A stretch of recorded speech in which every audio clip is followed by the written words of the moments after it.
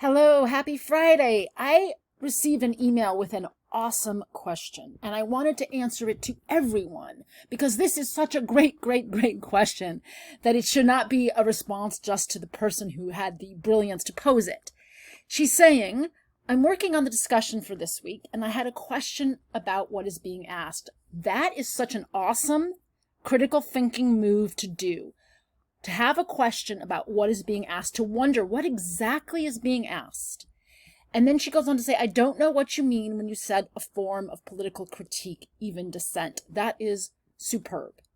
You should always be doing that when you are reading and writing and thinking critically. You should be saying, wait, what does that actually mean? This phrase that I'm being asked about. Because this whole discussion is about artworks that are a form of political critique, even dissent, and we're asked to apply that. So one of the great critical thinking moves that this person offers up is to pose a possibility, to speculate, well, maybe it means which picture had the most political reviews. That's potentially a valid way to measure political critique, but I'm actually asking you here to think about which artwork intrinsically presents a political critique and a dissent. But let's back up and let's try to define those terms. If you Google political critique, you'll get about 158 million results, including at the top, there's even a magazine given that title, a magazine of politics and culture.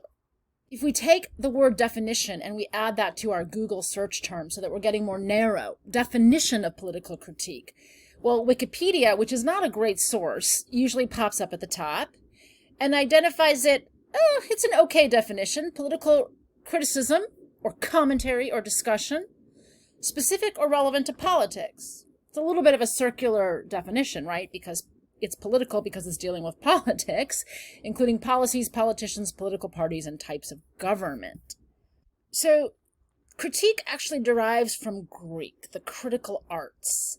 And what those are the arts of judgment. So if a painting or a sculpture or other form of artwork is doing political critique, it's making judgments about the political situation. It's discerning the value, the faculty of judgment, that is discerning the value of persons or things. And ask, what is Goya wanting us to see about the values that are expressed or realized by this phalanx of faceless French soldiers gunning down these people?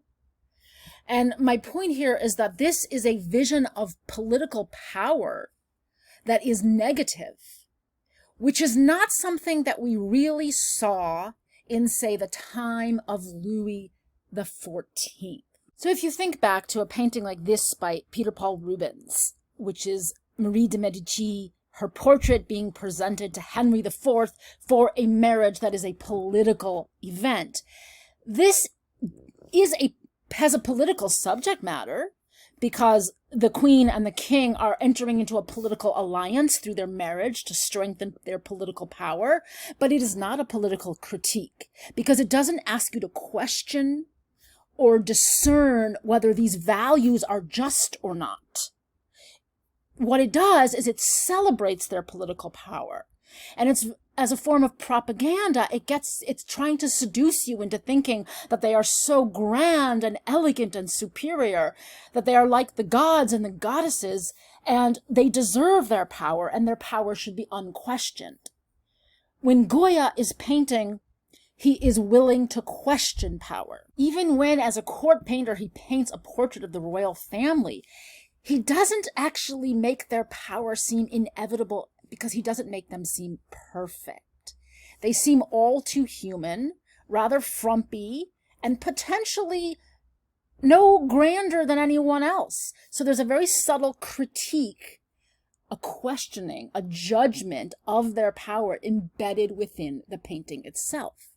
Daumier has the same questioning of power relations, or a kind of a condemning of power relations, a subtle one, in his lithography when he presents, the very well-fed, very fashionable, elegantly dressed bourgeois man looking at, a shop window full of more yummy stuff to eat. And then we see the working class guy who probably doesn't get enough to eat and is scowling as he's reading the radical newspapers that are about a workers' revolution. He's showing us power relationships and getting us to make value judgments about them. And certainly that's very true in his image of slaughtered workers innocent workers who have been slaughtered in the political crossfires. So when I talk about art becoming a form of political critique, even dissent, I'm thinking of artists being willing to make viewers uncomfortable and being willing to confront very painful truths about political injustice. So certainly Turner's painting about the slave ship and the storm coming on is a painting that is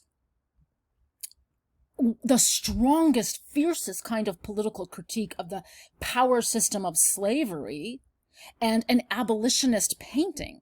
So the painting is an act of dissent, right? Let's look at the word dissent, the expression or holding of opinions at variance with those previously, commonly, or officially held.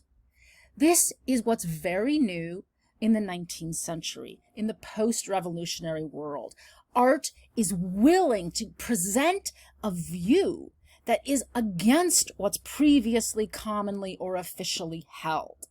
Peter Paul Rubens, painting Henry IV and Marie de Medici, was in no way thinking of critiquing or dissenting from the view of the royals. He would not go against the officially held view.